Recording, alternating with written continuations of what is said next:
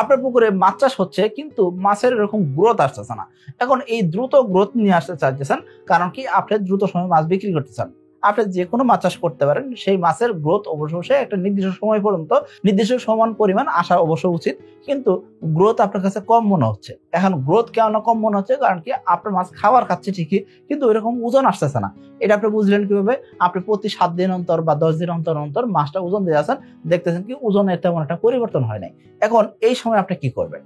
এবং কি আপনার মাছের ওজন বাড়াইতে চাইলে আপনার কোন কোন পদক্ষেপ নেওয়া উচিত সেই সম্পর্কে আজকে জানার চেষ্টা করবো। তো চলুন শুরু করা যাক।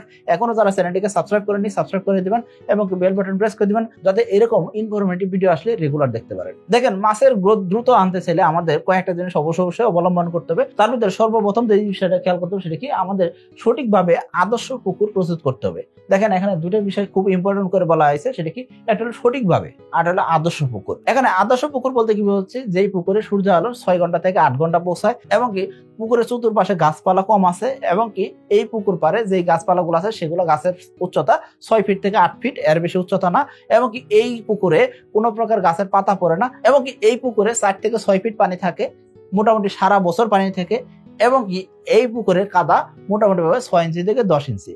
এরকম গুণাবলী যখন আছে, এটাকে বলা হচ্ছে আদর্শ পুকুর। এই আদর্শ পুকুর আছে, ঠিক আছে, এখন আবার এটাকে সঠিকভাবে প্রস্তুত করার কথা বলা হচ্ছে। কারণ কি, আমরা অনেকে কি করে থাকি, পুকুরের তলদেশ থেকে কাদা অপসারণ করি না। এখন কাদা অপসারণ করে নেওয়াটা কিন্তু একটা প্রস্তুতি, অর্থাৎ মাছ আসবে তার আগে আমাদের পুকুরটা প্রস্তুত করতে হবে। প্রতি বছর পুকুরের তলদেশ থেকে কাদা অপসারণ করতে পারলে সবচেয়ে ভালো। যদি প্রতি বছর না পারা যায়, সেক্ষেত্রে 1 বছর পর পর করেন, কিন্তু কাদা অপসারণ করাটা খুবই জরুরি। কারণ কি, এই তলদেশে মাছের মলমূত্র থেকে শুরু করে খাবার থেকে শুরু করে নানাবিধ জিনিসপত্র নষ্ট হয়েছে, পচছে। এই জিনিসটা অবশ্যই তলদেশটা পরিষ্কার করে দিলে মাছের জন্য আবাসস্থল বা মাছের জন্য বসবাসস্থল খুব ভালো হবে। দেখেন, নদী নালাতে একদম পানির স্রোত সবসময় থাকে, কিন্তু আপনার পুকুরে একটা আবদ্ধ পানির ভিতর মাছ চাষ করতেছেন এবং পানিটার পরিবর্তন করতেছেন না।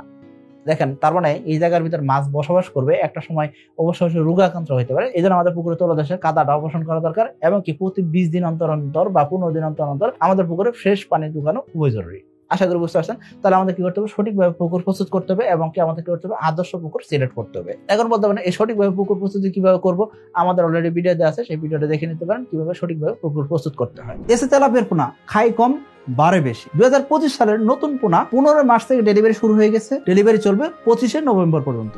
এরপর আসেন যে সঠিক পরিমাণে খাদ্য দিতে হবে। যদি আপনি মাছের গ্রোথ সঠিক চান, একদম আপনার মাছের গ্রোথ যেই রকম আসা উচিত সেরকম গ্রোথ চাচ্ছেন, মাছের গ্রোথ থেমে গেছে তাতে গিয়েছে, আবার গ্রোথ যাতে আগের মতন আসে সেরকম যদি গ্রোথ চান, সেক্ষেত্রে আপনাকে কি করতে হবে, অবশ্যই সঠিক পরিমাণে খাবার দিতে হবে। মাছের বডি অনুযায়ী খাবার আপনাকে দিতে হবে, অর্থাৎ যেই পরিমাণ মাছের খাবার চাহিদা আছে সেটা খাবার তো দিতেই হবে। এখন তার সাথে যদি কম পরিমাণ দেন, সেক্ষেত্রে কিন্তু মাছের গ্রোথ আসবে না। তার মানে ধরেন, আপনি সারাদিনে মিলে যদি আধা কেজি চালের ভাত খান, সেক্ষেত্রে আপনাকে কোনো কারণে বলা হলো কি, আগামীকাল থেকে আপনি কি করবেন, 200 গ্রাম ভাত খাবেন। এই 200 গ্রাম চালের ভাত খেলে আপনার পেট আর ভরবে না, আপনার কাছে মনে হবে কি শরীরটা দুর্বল লাগতেছে। এখন মাছের ওজন বাড়তেছে, সেই ক্ষেত্রে আপনাকে কি করতে হবে, খাবারটা আস্তে আস্তে বাড়াইতে হবে, তার ওজন অনুযায়ী বাড়াইতে হবে। সেক্ষেত্রে আপনি যদি না বাড়ান, সেই ক্ষেত্রে কিন্তু মাছের গ্রোথ ওইরকম আসবে না। তাহলে আপনি কি করতে হবে, মাছের সঠিক গ্রোথ আনতে গেলে বা মাছের গ্রোথ বাড়াইতে চাইলে, সেক্ষেত্রে আমাদের যে কাজটা করতে হবে সেটা কি, যে সঠিক পরিমাণে খাবার দিতে হবে। আশা করি বুঝতে পারছেন। এরপরে কি করতে হবে, এই যে খাবার দিতে আছে, সেই খাবারের ভিতরে সঠিক পরিমাণ প্রোটিন আছে কিনা সেটা দেখতে হবে। দেখেন, মাছের ওজন বৃদ্ধি করার জন্য প্রোটিন দরকার, এখন এই প্রোটিন বা আমিষ এটা কিন্তু অবশ্যই দরকার। এখন মাছের সাইজ অনুযায়ী আপনাকে প্রোটিন দিতে হবে। মাছের সাইজ যদি ছোট হয়, অর্থাৎ দেখা যাচ্ছে আপনি নতুন পোনা, একদম ছোট পোনা ছাড়ছেন, সেক্ষেত্রে দেখা যাচ্ছে আপনার মাছের সাইজ দিতে পারে 500 পিসে কেজি, 1000 পিসে কেজি, 2000 পিসে কেজি, এরকম সাইজ যদি হতে পারে, বা 5000 6000 পিসে কেজি হয়, এই ক্ষেত্রে মোটামুটি 35 থেকে 40% প্রোটিনের খাবার দিতে হবে। মাছের সাইজ যখন আস্তে আস্তে বড় হতে থাকবে, প্রোটিন মাত্রা আস্তে আস্তে কমাইলেও হবে, কিন্তু দেখবেন কি মাছের ওজন 60-70 কেজি আসার আগ পর্যন্ত আপনাকে অবশ্যই মোটামুটি ভাবে 30% উপরে খাবার দিতে হবে। মাছের ওজন যখন আস্তে আস্তে বড় হবে, তখন আপনি প্রোটিন মাত্রাটা আস্তে আস্তে কমাবেন। এখন আপনি যদি তেলাপিয়া বা পাঙ্গাস চাষ করেন, সেক্ষেত্রে মাছ চাষ শেষ করা পর্যন্ত আপনাকে 27 থেকে 30% প্রোটিনের খাবার দিতে হবে।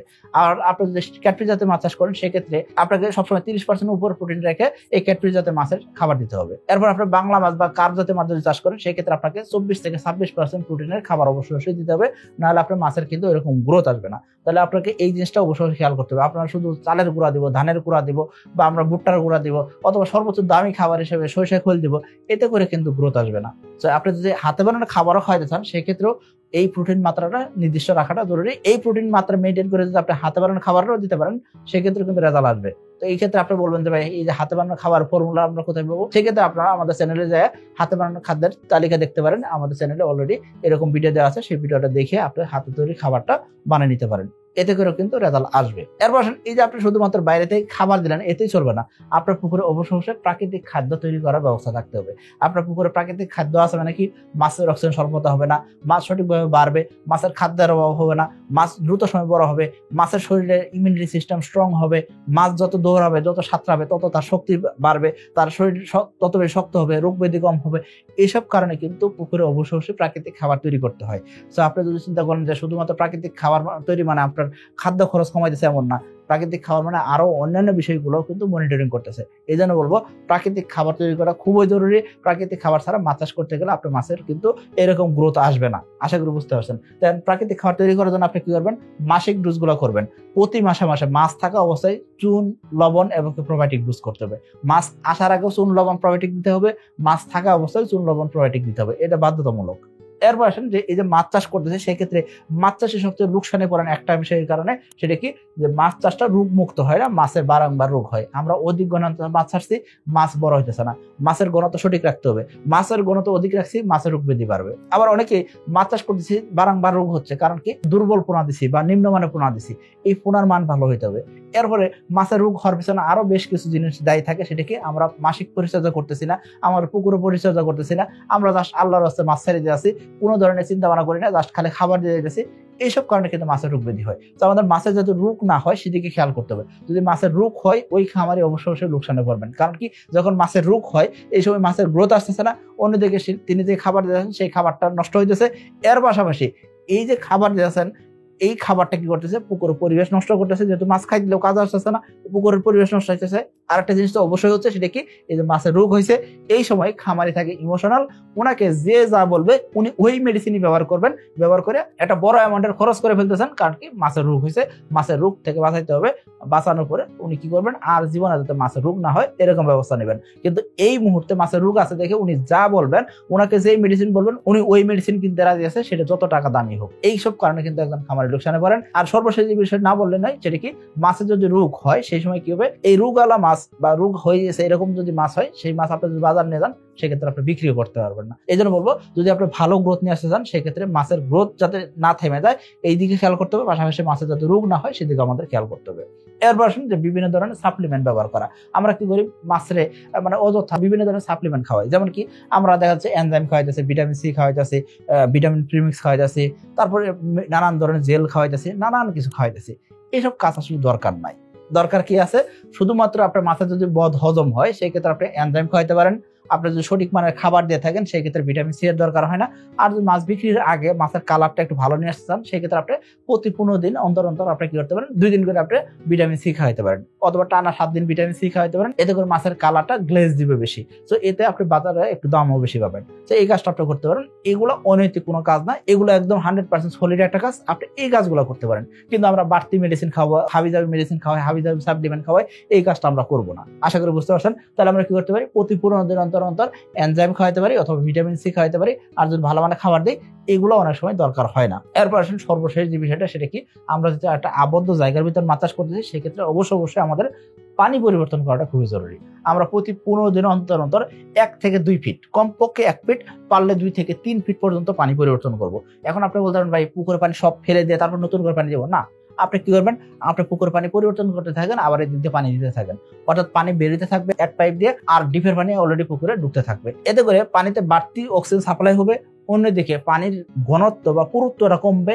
এতে করে ওই জায়গায় মাছের জন্য অক্সিজেন প্রডিউস বেশি হবে, মাছ দ্রুত সাঁতার কাটতে পারবে, মাছের জন্য অক্সিজেন স্বল্পতা হবে না, মাছ একটা বাড়তি একটা অক্সিজেন পাইতেছে, এবং কি পানিতে নতুন করে প্রাকৃতিক খাবার তৈরি হওয়ার সুযোগ তৈরি হইতেছে। এতে করে আপনার খাদ্য খরচ কমবে, মেডিসিন খরচ কমবে, মাছের রোগ কম হবে, এবং কি মাছের গ্রোথ ভালো আসবে। আশা করি বুঝতে পারছেন। এইসব জিনিস যদি আপনি মেনটেন করতে পারেন, এরপরে আপনাকে বাড়তি কোনো মেডিসিন, বাড়তি কোনো খাবার, বাড়তি কোনো সাপ্লিমেন্ট আপনার মাছের জন্য দিতে হবে না। এখন আপনি বলতে পারেন ভাই আপনি যে কথাগুলো বলতেছেন তাহলে তো আমরা বিভিন্ন ধরনের মেডিসিন খাওয়াইতেছি, সেটা তো ভুল করতেছি। হ্যাঁ, আসলেই আপনি ভুল করতেছেন। এগুলো বাড়তি খরচ করা ছাড়া আর কিছুই না। যে আপনি বাড়তি খরচটা কমায় দেন, আপনি মেইনলি ফোকাস রাখেন ভালো মানের পোনার দিকে, আপনি মেইনলি ফোকাস রাখেন আপনার পুকুর ব্যবস্থাপনার দিকে, আপনি মেইনলি ফোকাস রাখেন আপনার পুকুরে যেই পরিমাণ মাছ আছে সেই পরিমাণ মাছের অনুযায়ী আপনার খাবার দেওয়ার জন্য, এবং কি সেটা খাবারের মানটা যাতে অবশ্যই ভালো মানের হয়। এই কটা দিক যদি আপনি ভালোভাবে নজরদারি রাখতে পারেন, সেক্ষেত্রে দেখবেন কি আপনার মাছের গ্রোথ অবশ্যই আসতেছে। আশা করি বুঝতে পারছেন। সবাই ভালো থাকবেন, সুস্থ থাকবেন। আসসালামু আলাইকুম।